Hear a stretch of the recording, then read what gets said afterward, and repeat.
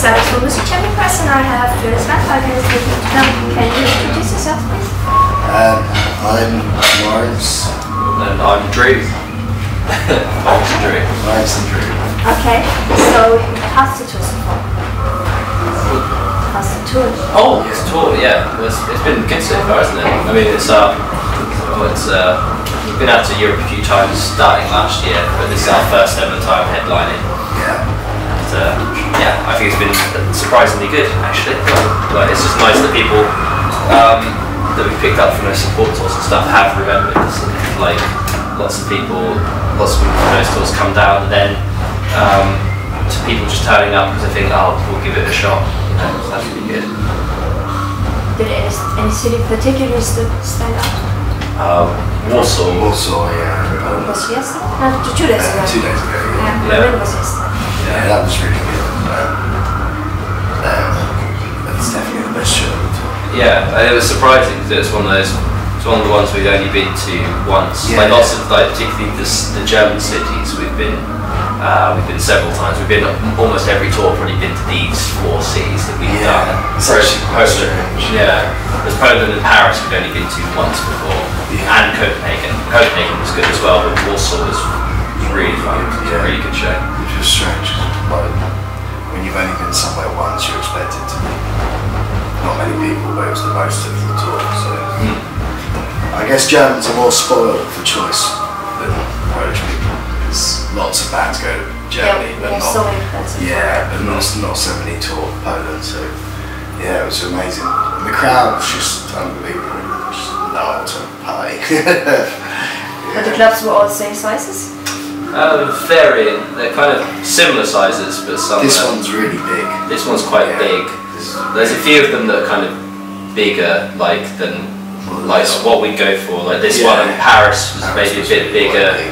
Whereas like tomorrow Amsterdam's a lot smaller than this, and that's probably more we really sort of wanted size. to be doing small rooms, but I don't think there were any kind of around that looked much smaller. That's allowed. That is a sub drop. Yeah. But yeah, it's it's our first real tour, and it's hard. I think it's hard to get people into you in Germany. Definitely, it was a lot easier in England. You do one sort of support tour and you get a base fan base, don't you? But in Germany it's like you have to really work it, I think. But it'll get better with Yeah, no, definitely. Hopefully. The more you come? Yeah, exactly. Yeah. That's the fingers crossed. Yeah, fingers crossed. Cologne was really good though. Cologne and Hamburg, they were really good. Yeah. So yeah, we'll see. Yeah, hopefully tonight will be good. Yeah. So your latest release was called Bruises, Yeah. And you chose to do an EP, not a full length record. Yeah. But you recorded some songs recently. So Yeah. Is there a record in the making? Yeah. Well, no, there's not. There's a record in the writing. There's a record. A lot of songs written. There's a record in the writing. I mean, at the moment, the tactical way of saying it is that we're weighing up our options. Yeah. And the truth is we don't have any options, so we're just trying to. I think we're trying to find a way. We're trying to find a way of making it. Yeah. So yeah. This is why I should be doing it. No, we're just trying to figure out how to get the money together to make it happen. Yeah, we're trying because we've just written like some of the best songs we've ever written. So it's kind of like it's hard when you do that and you're trying to work out. We want to record these songs, but there's no way to do it. I mean, we could do it really bad, I guess, at home. But you're not with the record label? No, we're not. No. We're on our own label. Okay. But it just gets to a point where you can't really. We're in so much debt, you can't afford to sort of do VR and stuff. So have you ever thought of crowdfunding an album, like Dutch music, something like that? We're not into that, are we? Yeah, I mean, maybe one day. But it's not a bad thing. It's not a bad thing, but it's kind of like we've had a lot of friends bands that have done it, and it's always been marked at the end of their career. Like that's the last Glamour of the Cure. Yeah, there's a kind Lost of Alone, stigma to it almost. It's not even a stigma. It's a stigma. It's almost like the death toll. Yeah. But bigger bands did that too. Black Eyed Brides? Yeah, that's different though. That's when it's just they're just trying to get a little bit of extra money on the side, aren't they? That's different to all you do. If it's like a side thing, because we've done the pledge thing before as like a side deal, haven't we? Where it's like a It's a way of getting the album. We So it's already like- had the album finished, but it was like an extra thing. So it's like we'd already recorded the album with our own money. Well, not with our own. Actually, a record label gave us the money to do it, but they didn't buy the songs. But yeah, we'd already done it. So it was like the fans then were getting a product that was already made. I think that's the problem with Pledge. It's that thing where people are paying for something that doesn't yet exist, which is hard for us to kind of get behind. Puts you under a lot of pressure. Yeah, it puts you under pressure, and people in the industry see it and they think that it's a sign of weakness. So yeah, maybe we'll do that. It's really just like, we don't know what's going to happen. Like someone could come on and go, yeah, this is really great music. That's the magic of being in a band. Your first 2 full-length records were concept records. That's really good. You have the storyline with the Grand Domino, right? Yeah. And books around it. And is it easier for you to write a concept record, or is it easier to write? For me, it's easier to write a concept record, I think. Really? Yeah. But most find it hard to follow a storyline. Yeah, well, because the storyline is already there in my head in the books and stuff, so it's almost like I don't need to work very hard. Lyrics are so much easier to write when they're to a concept. If you're trying to find a theme, an interesting real theme, you run out of them because there's only like so many. You need to find a new way to do something that's been done 100 times before. Yeah, it's like you broke my heart, I love you, I'm angry at you. I'm Richie. Yeah. Whereas you can dress up those familiar things in a story, I guess, can't you? Yeah. And because the story is different every time, the themes don't have to be different every time. Yeah, exactly. I mean, it's all about trying to say things from the heart, I think, which is difficult when you're struggling to make sure that the songs might sound a certain way. That was the problem with Bruises. We were trying to do a specific thing, and we shouldn't have done that. Whereas the new stuff, we weren't trying. I mean, they kind of come from that mindset, but then we've completely just gone with what we like rather than what we think we should do. And that's why it's, the newer songs sound they're not much better, but they're kind of more what we want to be doing. Yeah. The Bruises is a successful record? Yeah, For you? yeah, probably. It's the weird irony of this is that it's probably our most successful record in the sense that it's probably got us the most exposure. It's certainly received the most kind of widespread or relatively widespread kind of plaudits and stuff. Being it's the first time the song around that, the first time we got played on mainstream radio in the UK, for instance, and we've been around for a year. Well, we've been played once, but the first time that in a kind of official way people were playing us on rotation, and and it seemed to be well received critically, and so Bruises was a success. It's just it's not that we don't like Bruises because we're touring it now. I mean, we're playing all of it tonight, so it's just that it could have been better. I mean, there's songs on it that. In a way, for us, it's old. It was like the second album as well. It was old when it came out. Yeah. Yes, again, over half of it was old because over half of it, 4 songs of it, recorded over a year before it came out. Yeah. And then the last 2, the newest ones we recorded, which were songs just like Bruises and Keep Smiling, they were still like a few months old, but it was kind of maybe half a year old almost. So you had that kind of weird thing that we put out something that was all fresh and we were already ready for the next thing. Yeah. Again, which is always, you're always going to have a bit of that when you're doing an album, because it's always going to be, you have to hold it back for certain months to do the PR campaign, all that sort of stuff, build up hype. Unless you're Radiohead, you can just do whatever you want. But yeah, because it was so old and over a year old, you do kind of go, I want to be with, you've already fallen in love with it and then thought, well, this could have been better, I want to do this next time. You want to put it into practice. Definitely. But you're still not bored to perform the songs? No, definitely not. I think some, like for instance, a song like Bruises or Aging Love and Singer are really great. I love doing those because they're very sort of heartfelt. They're about real things. Although Aging Love is kind of shrouded in the story, but it means something personal to me as well. And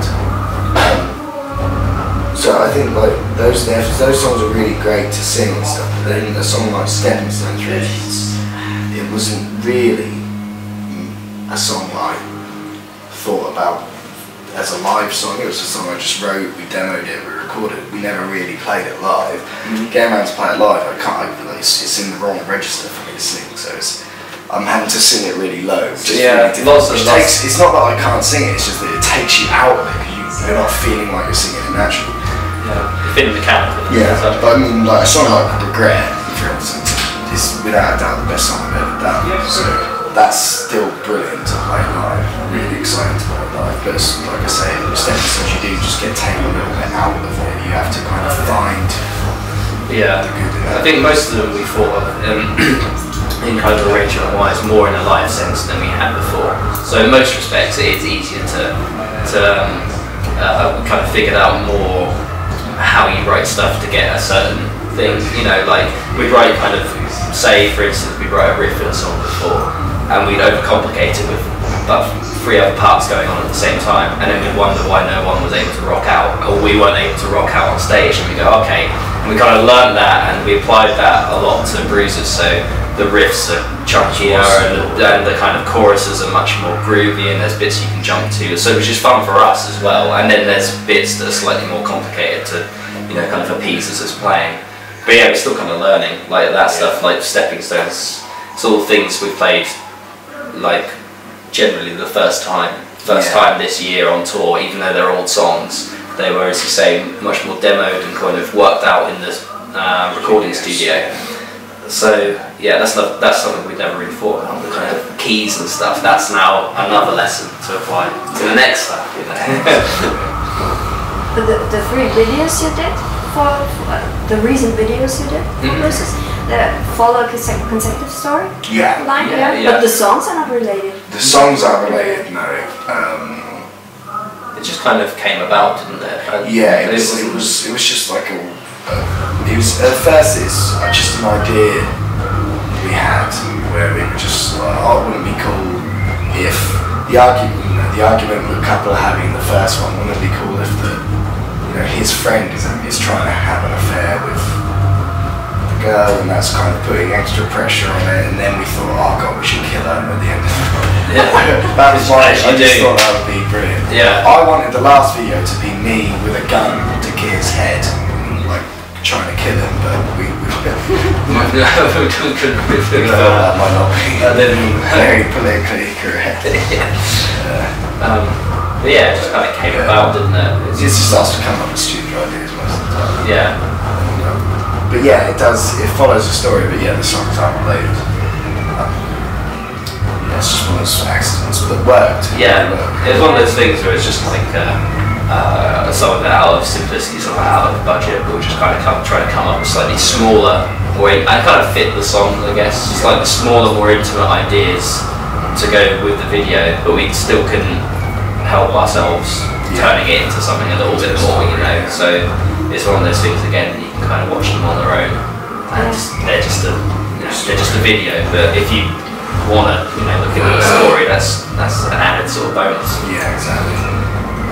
But videos are widespread. Although I think in Germany it's really hard to spread your videos because you can't watch them. Yeah, it is. Yeah, I forgot that. I was trying to watch a video the other day, and I was like, we have to do it separately.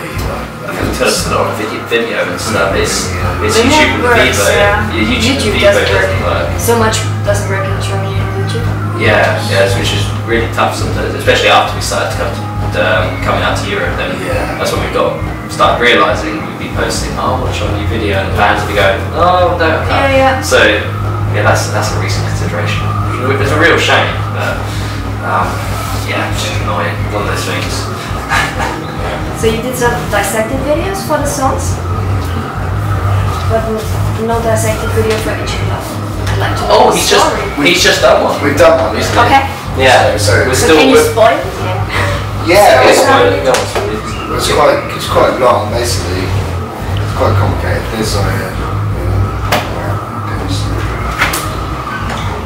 There's a guy who has a girlfriend as they're sort of young, and she splits up with him and breaks his heart outside this sort of spooky house on the outskirts of the town next to the cemetery where they live.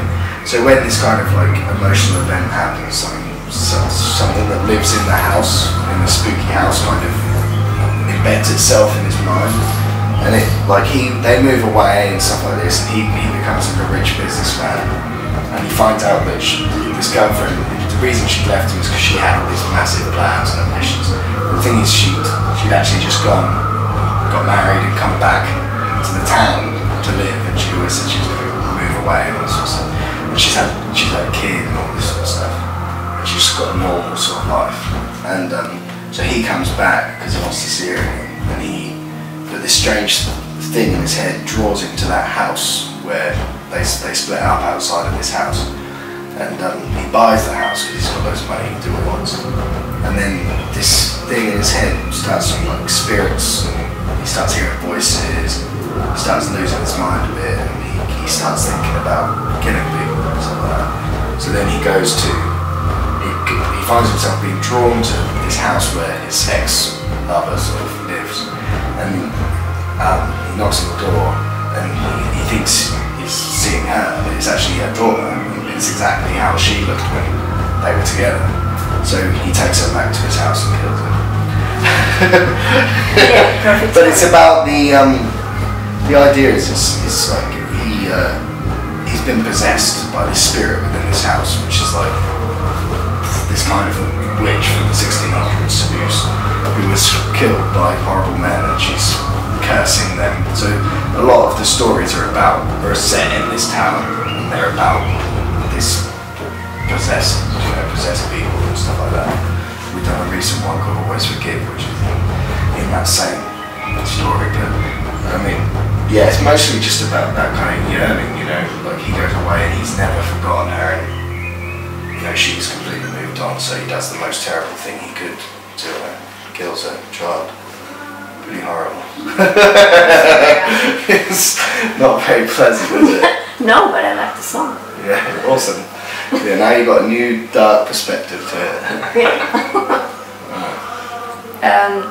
So, your fan base. You have a very strong fan base in the UK? Yeah. I think in Germany too. I think all over Europe. When I see it on Facebook, they're communicating a lot. Yeah, definitely very vocal. Yeah, exchanging pictures. They communicate to meet and to drive around. Yeah, still have people travel around. Which is great. Which is awesome. And you also have your Obsidian bond. Yeah. You started it about a year ago, right? Yeah. Well, almost about a year and a half. Maybe almost 2 years, maybe coming up August, I think. Yeah. So it's been going a while now, but yeah, I mean that's just a place where people to delve deeper, get more into the concept, which obviously we're not writing so much music about the concept now, but it's still going on. We're still writing stories and stuff, and all sorts of stuff going on. And yeah, it's been good. Like we've done sort of meetups and stuff, so that's quite nice to be able to meet people and like talk to them, answer questions, and do little things like. So we don't really like doing the sort of sell VIP tickets to a show or something, but like people who are on Obsidian Bond can come in on these shows and see sound check and have a photo. It's just like we should try and think of little things we can do to add extra and say thanks.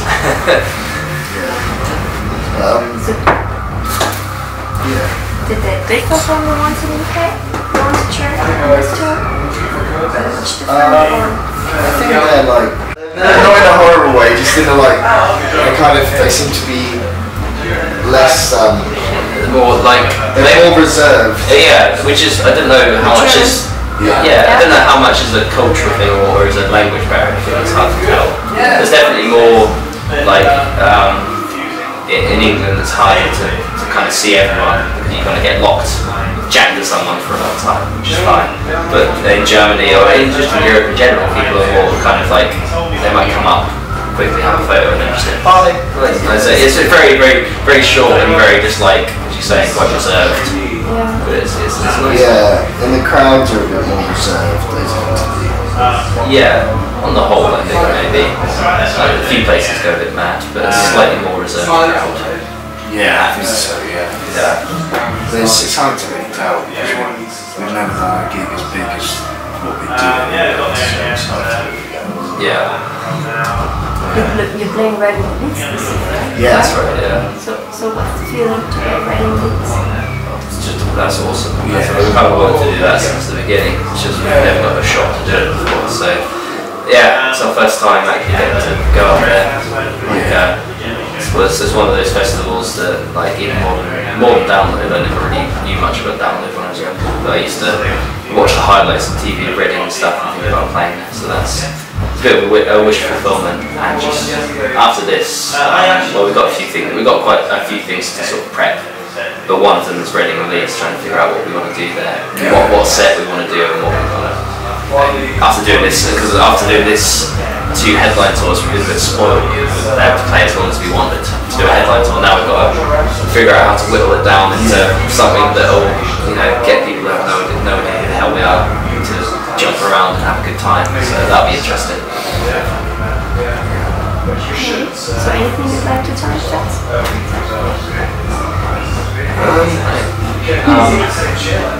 Thank you. Thank you very much. Thanks for being fans and supporting us. Yeah. Because no one else does. Yeah.